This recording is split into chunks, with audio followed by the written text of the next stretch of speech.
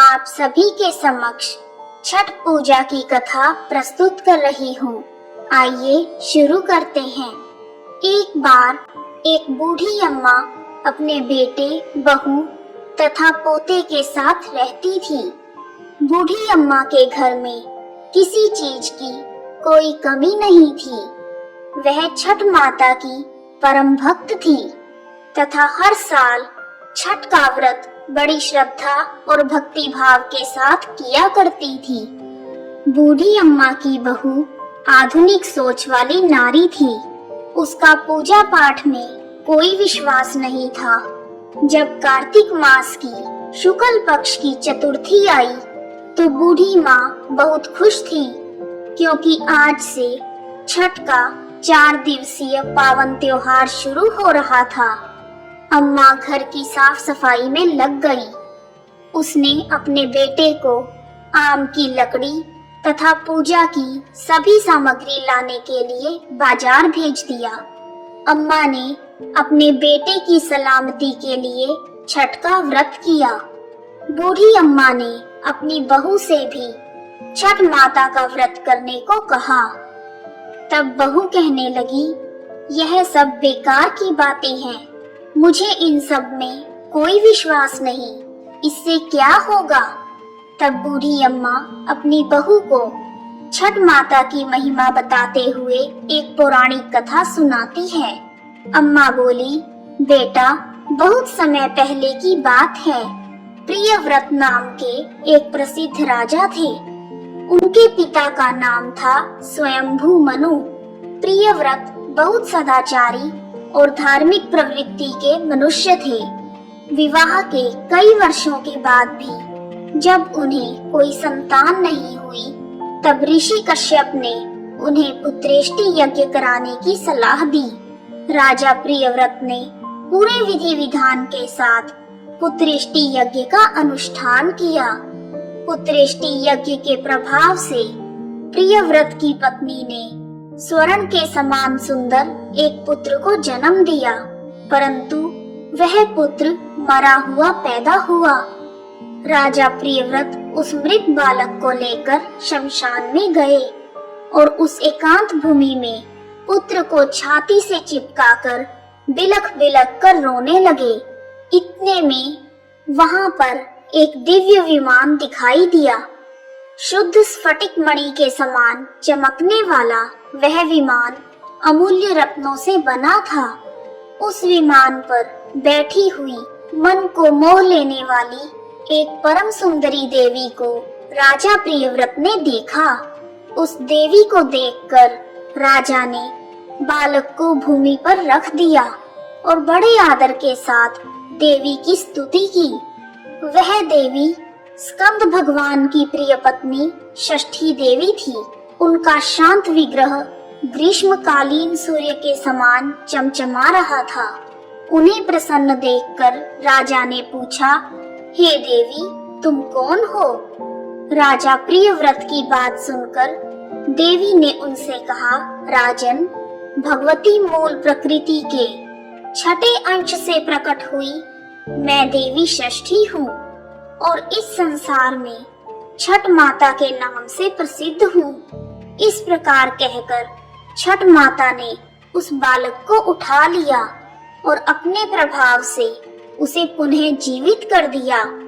जब राजा ने देखा तो वह स्वर्ण के समान सुंदर प्रभाव वाला बालक हंस रहा था।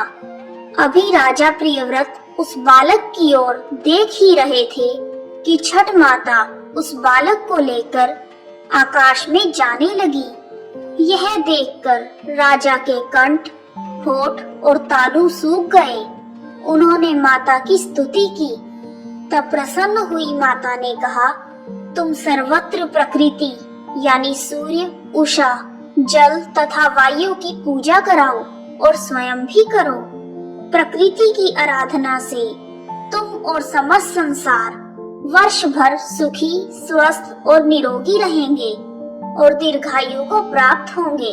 तब राजा प्रियव्रत ने सूर्य, उषा, जल, वायु तथा छठ माता का व्रत किया और पूजा की, जिससे प्रसन्न होकर छठ माता ने राजा को उनका पुत्र दे दिया। तब से कार्तिक शुक्ल पक्ष की षष्ठी के अवसर पर सूर्य, उषा, प्रकृति, जल, वायु तथा छठी मैया की पूजा की जाने लगी। तब बूढ़ी अम्मा ने बहू से कहा, बेटी, छठ माता की महिमा तो ऐसी है कि स्वयं भगवान श्री राम तथा सीता माता ने भी छठ का व्रत करके भगवान सूर्य देव का आशीर्वाद प्राप्त किया था। महाभारत काल में दानवीर कर्ण और पांडव भी छठ का व्रत किया करते थे। यह सब सुनकर वह आधुनिक युग वाली बहू बोली, ये सब मनगढ़ंत कहानियां हैं, मैं इन पर विश्वास नहीं करती। यह सुनकर बूढ़ी अम्मा छठ माता से क्षमा मांगने लगी और बहू को फिर से समझाने की कोशिश करती है कि बेटी, हजारों सालों से चली आ रही इस परंपरा का मजाक मत उड़ाओ तथा तुम भी मेरे पोते की दीर्घायु के लिए छठ माता का पूजन करो। बूढ़ी अम्मा की बातों को सुना अनसुना करके बहू वहां से चली गई। बूढ़ी अम्मा ने बड़ी श्रद्धा के साथ नहाए खाए का दिन किया और उधर बहू ने पूरा दिन घर के बाहर मौज मस्ती में बिता दिया।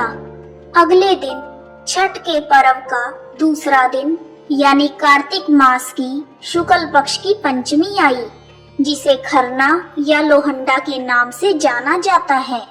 संध्या काल में जब अम्मा ने बहू को खीर रोटी का प्रसाद दिया तो फिर से बहू ने कहा, माँ, इतना कठिन निर्जला व्रत क्यों कर रही हो? अपने शरीर को कष्ट क्यों दे रही हो? इसका तुम्हें क्या फायदा होगा? यह सुनकर बूढ़ी अम्मा ने बहू को फिर से छठ माता की महिमा समझाने की कोशिश की, परंतु बहू ने उन सभी बातों को अनसुना कर दिया और अपने कमरे में जाकर सो गई। वैसे तो बूढ़ी माँ कई साल से अपनी बहू को छठ माता की महिमा बताने की कोशिश कर रही थी और हर साल उनकी बहू इसी प्रकार सुना अनसुना कर देती थी, परंतु इस बार ना जाने क्यों अम्मा का दिल बहुत घबरा रहा था और वह बार बार छठ माता से प्रार्थना कर रही थी, माँ, यह बच्ची नादान है, इसे क्षमा करना, यह आपकी महिमा को नहीं जानती, माँ, इसे क्षमा करना। अगले दिन कार्तिक मास की षष्ठी थी। सब लोग पूजा की तैयारी में जुटे थे, परंतु बहू अपने कमरे में सो रही थी। वह बहुत देर से उठी और उठकर बहू ने पास पड़े हुए अपने बेटे को उठाना चाहा, तब बेटे ने जवाब नहीं दिया। यह देखकर बहू बहुत घबरा गई और भागी भागी अपने पति और सास के पास गई और उन्हें यह सब बताया। बहू की बात सुनकर बूढ़ी अम्मा और उनका बेटा दौड़े दौड़े कमरे में आ गए और उन्होंने बच्चे को जगाने की कोशिश की, परंतु वह नहीं जगा। फिर वह तीनों बच्चे को लेकर अस्पताल गए। डॉक्टर ने बच्चे की जांच की और देखा कि बालक की तो सांसें ही रुकी हुई हैं। डॉक्टर यह देखकर हैरान हो गए कि इतना छोटा बालक जो बिल्कुल स्वस्थ था ऐसे कैसे जा सकता है, परंतु विधि का विधान और प्रकृति का नियम कहकर डॉक्टर ने अपने हाथ खड़े कर दिए। तब बच्चे के माँ बाप तथा दादी रोते बिलखते बच्चे को लेकर अस्पताल से बाहर आ गए। बूढ़ी अम्मा का दिल तो पहले से ही घबरा रहा था।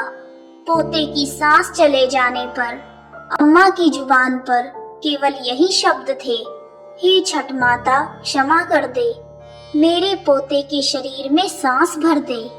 तुम तो पुत्र देने वाली हो, उनका पालन पोषण करने वाली हो, तुम समय से पहले उनके प्राण कैसे ले सकती हो?